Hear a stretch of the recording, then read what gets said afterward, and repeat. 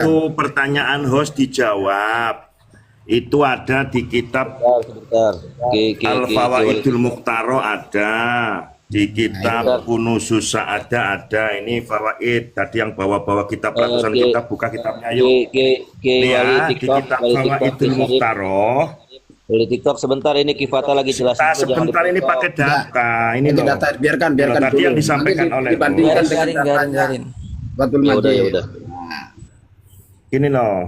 Ini yang tadi disampaikan host, tagnya ada. Satu di kitab Kunuzusa ada. Ya, betul. Karya Habib Ali bin Husain Al-Habsyi di halaman 237. Lalu di kitab Al-Fawaid Al-Mukhtarah juga ada tagnya. Halamannya 509. Kana Al-Habib Ahmad Al-Hadar idza ra'a imra'atan fit tariqi qabasoha fi sadjiha wal hikmatu fi dzalika annahu yukhriju syahwataz zina minha. Substansi pembahasan adalah ada orang yang ditulis di sini namanya Habib Ahmad Al-Hadar, ketika melihat wanita di jalan qabasoha fi sadjiha. Ini sudah puluhan kali kita diskusikan. Artinya si Ahmad Al-Hadar ini adalah memegang payudara, yakni putingnya. Oke. Pertanyaan simpel dan kita semua jawabannya pasti kompak. Laki-laki yang tidak ada hubungan, bukan istrinya, apalagi dilakukan di jalan dengan meremas puting payudara, itu jelas perbuatan maksiat atau dosa. Oke. Sementara apakah dengan memegang payudara wanita lain di jalan itu apakah termasuk karomat? Ya jelas tidak. Apakah pelakunya wali? Bukan wali.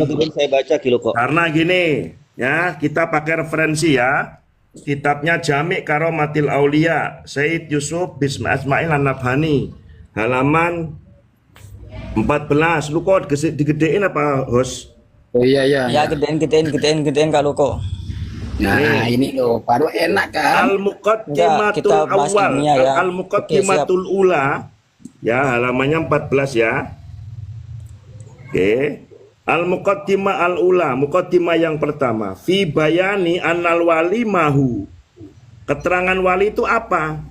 Fanaqulu huna wajhani, maka kami meyakini bahwa itu ada dua definisi. Definisi yang pertama, al-awwalu ayyakuna fa'ilan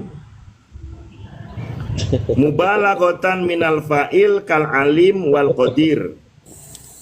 Fayakunu maknahu man tawalat ta'atuhu min ghairi takhalluli maksiatin. Perspektif wali artinya adalah orang yang selalu kontinu, terus menerus di dalam wilayah ketaatannya kepada Allah tanpa disela-selai atau tanpa disisipi kemaksiatan. Nah, kembali kepada yang tadi, apakah meremas payudara wanita di jalan itu maksiat? Jelas maksiat. Lalu apakah itu bisa disebut ma'rufat? Apakah itu bisa disebut karomah? Tidak. Karena apa? Di dalam kitab Ar-Risalah Al-Qushairiyah halaman 350. Biarin Kak, satu-satu. Sebentar. Yang kobaso itu siapa tahu aja bukan kepada wanita. Coba saya lihat dulu teksnya. Ya nanti diulang, jangan potong-potong kamu Latif. Turunin host, turun, aku nggak suka diturunin host, aku nggak mau terus. Iya, kita mau dis ilmu atau enggak ini? Ya, terus Kak. Ya, terus dulu. Hargai orang ya, hargai. Nanti setelah itu baru. Iya, ini orang ini kayak ngomong di depannya tak pancal cocotnya betul loh. Ini baca kitab loh. Lah, gue dicipok mama gue ntar. Terus. Tendang, bos. Aku nggak mau nerusin kalau gini, nggak mau. Tendang, bos. Nggak mau, bos. Aduh, nanti turun dulu Latif. Kalau diskusi nanti ya. Ini bapak ada kitab banyak ini. Ayo, lanjut Mbak Wali. Terus Kak Wali terus. Sebentar ya, ini di bawah ini siapa? Kalau naik dia aja parku, nggak ngucap salam, nggak apa.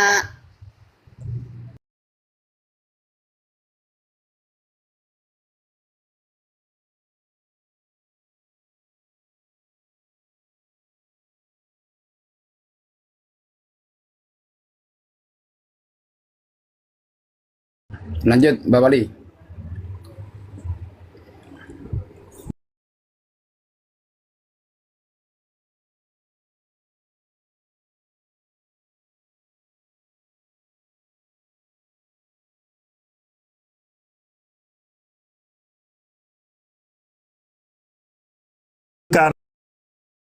Karomat allati takunu lil auliya. Oke. Kejelasan karamat, kemuliaan yang ada pada pribadi para wali apa? Dawamut taufiq lit ta'at adalah Dawam. Ya. oke, dawam itu artinya berarti Menetapi. keberlanjutan, Terus. kecocokan terhadap ketaatan ya. Wal ismah, dan terjaga minal ma'asi wal mukhalafat, terjaga dari perbuatan maksiat dan perbedaan atau sesuatu yang bersifat ikhtilaf. Oke.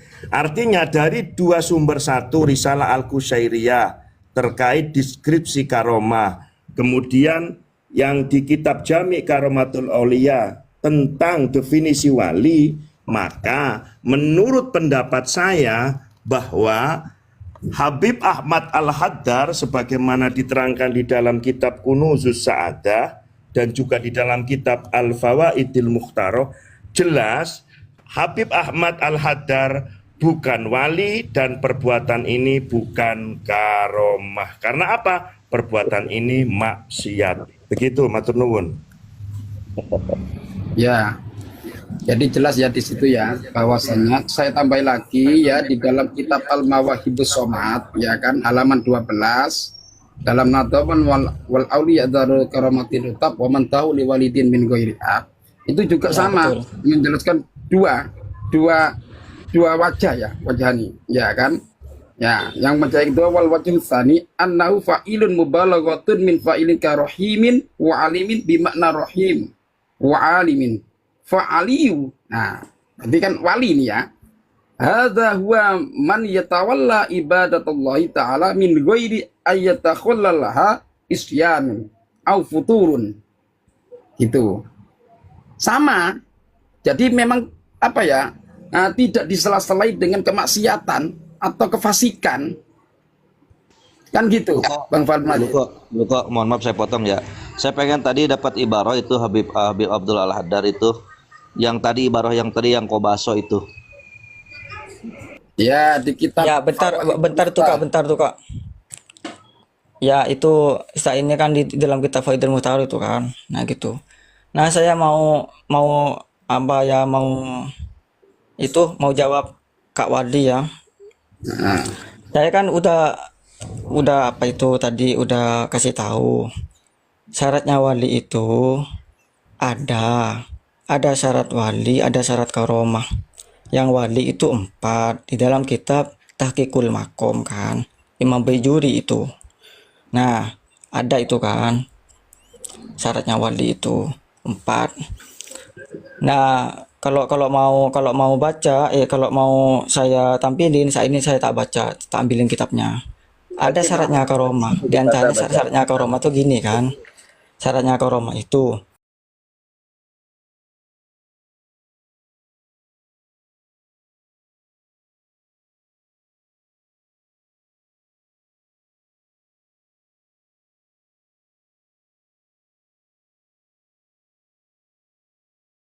kepada perintahnya. Kan masuk udah kan pada ini kan. Ghayatal it'an walawid al istiqlala binafsihi. Andai kan dia merdeka walam yutabi rasulahu, dia tidak mengikuti Nabi Muhammad, lam tathir ala yadaihi al karomatu, maka tidak akan tampak itu karomah. Walam yakun waliyan lirrahman, dia bukan wali Allah, bal yakunu aduwan lahu, tetapi dia itu jadi wali, dia itu jadi musuhnya Allah. Artinya dia jadi wali setan, kan kayak gitu. Nah, dalam masalah Habib Ahmad Al-Haddar, kita kan udah kasih kan tadi kitabnya kan banyak itu kan. Itu hampir 70 kitab itu kan. Saya pakai ilmu apa itu apa? Kita kan secara sufi kita punya sanad kan. Jelas kita punya sanad. Soalnya kita pesantren. Kita punya sanad sufinya. Tauhidnya juga punya sanad. Dan juga fikihnya punya sanad. Nah, kalau memang itu dosa, anggap dosa Habib Ahmad Al-Haddar, coba datangkan secara ilmu fikihnya. Kalau saya punya ya, ini soalnya yang fikihnya ini yang terakhir nih. Saya akan buka nanti fikihnya. Itu Asy-Syafi'i. Itu karangannya 4 jilid atau 3 jilid. Semua kitabnya itu dibaca di seluruh pesantren. Dan kalau memang Ahmad itu dosa, coba tampilin secara fikihnya. Nah, berarti cukup secara tauhid aja, secara fikih ada, secara sufi ada. Jadi hakikat dan syariat kumpul dalam pembahasan ini. Monggo. Terus tadi mbaknya. Ya sekarang tampilin ke ruko, ayo tampilin menurut fikihnya tampilin gimana itu? Maksudnya dalam versi fikihnya, ya kan? Ya, segi Nah, fikihnya sekarang kalau kita itu dosa. Lah, memegang payudara orang lain itu dosa enggak? Enggak, saya punya ibaratnya Kak Luko. Enggak, ini bukan saya apa ya. Ini kita membaca secara kacamata tauhid, fikih, sufi. Dan saya punya sanad itu Kak Luko. Enggak mungkin saya ini bicara tanpa dasar atau tanpa sanad. Lah Dan juga iya, ada dalilnya kitabnya. gini loh Bang Nah, Fatul kalau Majid. memang itu kan masih mending kan? Masih mending kalau kayak gitu. Di dalam di dalam ibarat saya ini itu masih mending. Ada yang lebih sadis lagi, mengaku Allah. Gimana itu? Loh, kalau mengaku Allah jelas di situ di Fathul Mu'in jelas Ibnu Salam mengatakan, saya bacakan ya. Ya, ini Ibnu Enggak, Kak Salam. Luko, bukan itu yang dimaksud Ya. kita ini kan bahas ilmiah kan. Ya. Kalau memang itu disalahkan, tinjau dulu secara fikihnya kayak apa. Lah iya kan kalau itu. ditinjau Ini aja, Sebelumnya gimana itu? Host Ustadz Luko kasih kesempatan sama Ustadz Fathul Majid tunjukkan referensi bahwa laki-laki yang laki-laki yang memegang payudara wanita lain di jalan legal secara fikih tidak berdosa. Silahkan tunjukkan teksnya. Nah, Enggak, bukan gitu Kak Wali. Sampean kan tadi bilang maksiat kan. Makanya kita ini pakai kitab 3 kita. Tauhidnya Ya udah, ada, tunjukkan bahwa sufinya memegang payudara ada, wanita lain nggak fikihnya maksiat. ada. Makanya Nah, kayak ya kemarin udah. saya itu salut pada Kak Luko. Kak Luko coba tampilkan secara fikih. Beliau apa itu ya diam. Kalau beliau nggak punya data diam. Betul nggak Kak Luko? iya. Ya sampean katanya punya data secara fikih bahwa perbuatan yang dilakukan Ahmad Al-Haddar memegang payudara wanita yang ajnabi itu katanya tidak maksiat. Silakan tunjukkan. Loh, sampean kan tadi bilang dosa. Makanya Ya, saya dosa. tanya pada sampean dari kitab apa yang dosa itu secara fikihnya. Nah gitu maksudnya Kak Wali. Kita kan Pak. Nah kalau sampai nanti udah nampilin ibarat secara fikihnya, maka saya akan mengeluarkan ibaratnya. Nah itu namanya adu hujjah. Nah, itu basul masail baru itu enak itu kayak gitu. Bagus. Kan soalnya sampean kan bilang kan, tadi bilang dosa dan maksiat. Makanya saya tanya secara fikihnya, hukum fikihnya.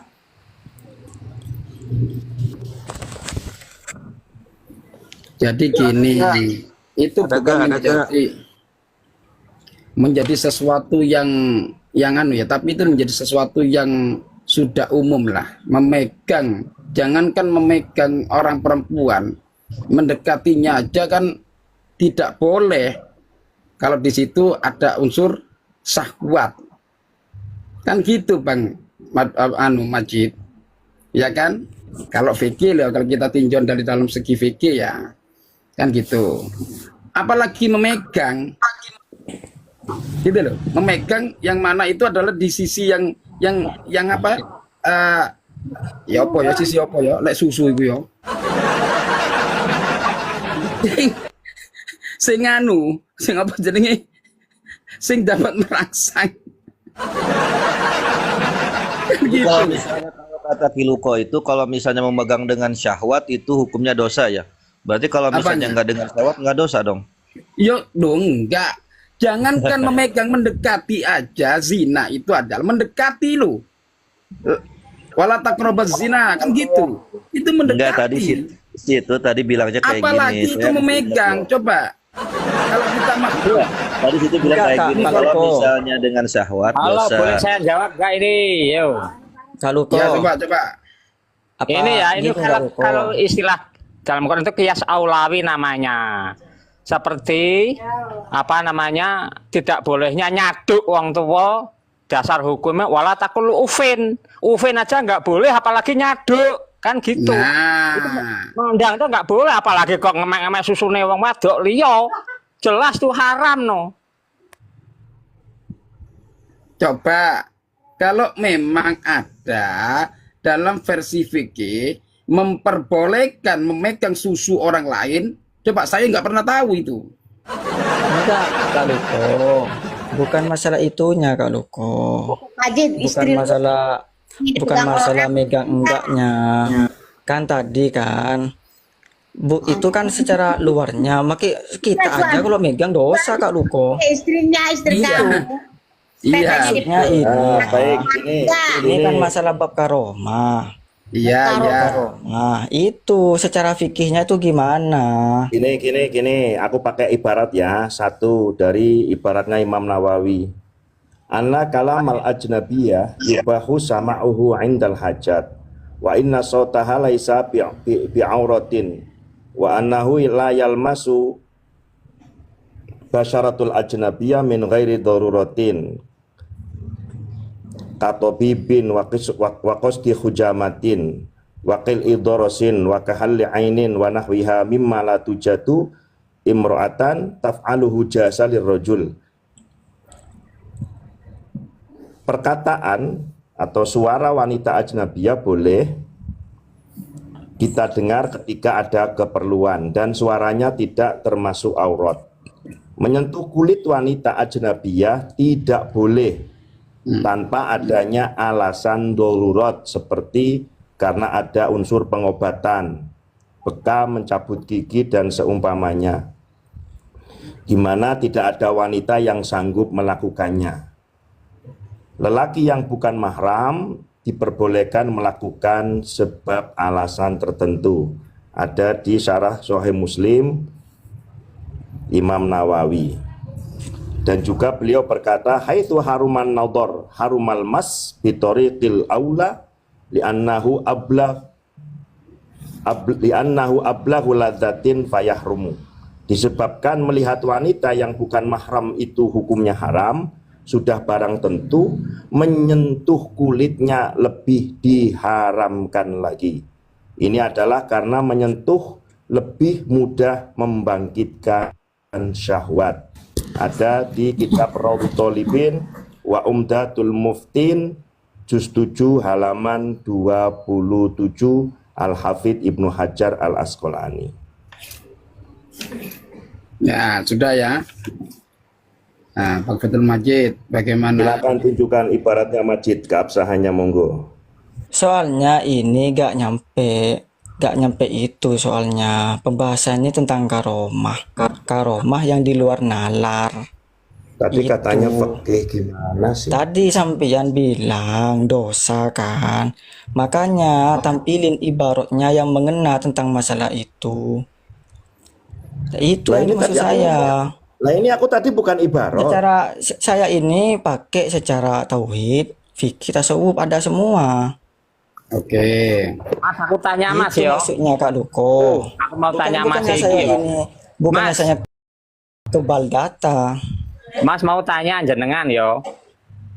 Hukumnya duk ibumu haram apa oleh Mas? Boleh atau enggak? Kalau enggak boleh, mana dalilnya? Ya, nyaduk ibumu. Ya.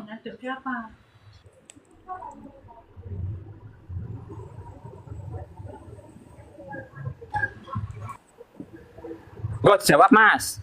Nyaduk ibumu, dalil boleh apa enggak? Kalau enggak boleh, mana dalilnya? Ini bukan masalah hukum itunya Kak. Ini bahas karomah. Ya oke oke oke. Ini saya jawab ya. Saya jawab. Bahwa Ya. Saya jawab. Dalam kitab Fathul Mu'in halaman 127 ya kan. Wa qauli Abdus Salam ya. Yu'azzaru wali kan ya. Qala anallahu fihi ya kan. Nadrun li'annahu in qalahu wa huwa mukallafun wa huwa kafirun la mahalata. Wa in qalahu halatul ghaibati almaniyati litaklifi fa ayyu wajhin litakziri intaha.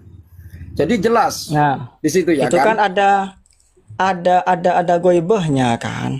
Lah ketika ghaibah Tapi bentar dulu Kak Luko. ya Itu syaratnya Habib Ahmad Al-Haddad itu lihat dulu syaratnya kewaliannya itu ada apa tidak, dan syarat walinya itu ada apa tidak.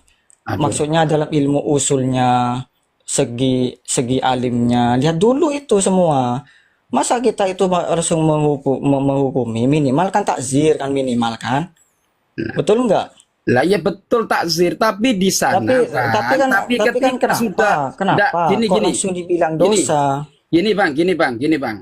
Ketika seseorang itu adalah melanggar syariat, ini kan analog kan bukan syariat, ya kan? Ya, Itu jelas kan enggak? bukan hanya syariat, bisa murtad Kiai, keluar dari Lah agama iya. Islam. Itu masalah Melebihi kita, kan? susu itu. Nah, Melebihi masalah susu kita itu. kan ini. Ya, sekarang saya bacakan bahwasanya tadi saya jelaskan dari Mawahibul Mawahibus Somad, ya kan? Ditinjau dari mana dia itu bisa dibenarkan kalau sudah syaratnya itu sudah keliru? Coba menyalahi daripada syariat itu keliru nggak? Padahal wali itu nggak boleh loh.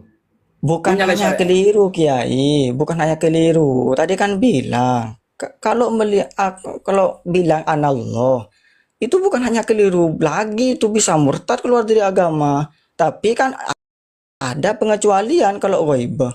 Betul nggak?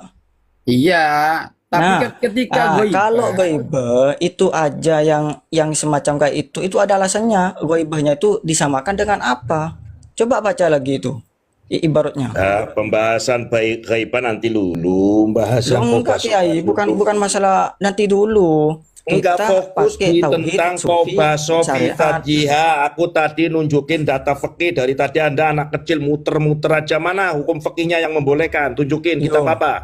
Bentar dulu, sampean kan tadi bilang bukan nggak pakai data saya ini. Kalau kok udah tahu Alah, sendiri ngoceh kemarin. aja. Nggak ada data. katanya Ada data dia munyer-munyer itu kayak Zakir itu. Turunin dong, jangan Lah. diturunin, jangan gitu dong, jangan gini diturunin. gini loh. Ini ditinjau dari segi katanya dari segi apa itu? Dari segi syariatnya, fikihnya. Sudah dijelaskan fikihnya kan? Lah, kalau ditinjau dari segi anunya memang di situ ghaibah tidak ada masalah, tapi ditinjau dari sisi syariatnya ya bermasalah. Gitu loh. Apakah itu sudah memenuhi syarat daripada kewalian? Padahal syaratnya wali itu adalah tidak boleh, ini ya saya bacakan ya. Wakilal maknaniyin ya syartun fil wilayati famin syartil wali ayyakuna mahfudon kama anna min syartin nabi ayyakuna maksuman fakullu man kana li syar'i alaihi itiradu falaysa biwaliyin bal huwa maghrurun Itu patah lagi. Naikin lagi. Nah, kan jelas di sana. Gitu loh. Jadi kalau sudah tidak memenuhi syarat, syarat itu kan harus terpenuhi semua. Gitu loh, Pak. Assalamualaikum warahmatullahi Waalaikumsalam. wabarakatuh. Coba kita bayangkan gini aja. Ketika kita sholat, satu syarat tidak dipenuhi, sah nggak? Coba. Sah? Loh, kok sah sih satu syarat nggak dipenuhi kok sah? Ya, apa kamu? Saran saja ya Luko, kalau mau ngajak diskusi itu jangan cuma yang bermodal kitab sama mulut, tapi juga sama otak sama hati. Gitu loh saran saya cuma. Kalau Gitu. tadi disebutin sampai 70 kitab, saya punya kitab Khurafatnya Balwi lebih 100. Mau saya baca juga 10 menit nggak selesai. Jadi di situ loh ya, kalau tidak memenuhi syarat, ya kan, saya coba tanya kepada Bang Fathul Majid, ketika seseorang itu tidak memenuhi syarat, apakah bisa dikatakan pekerjaannya itu sah?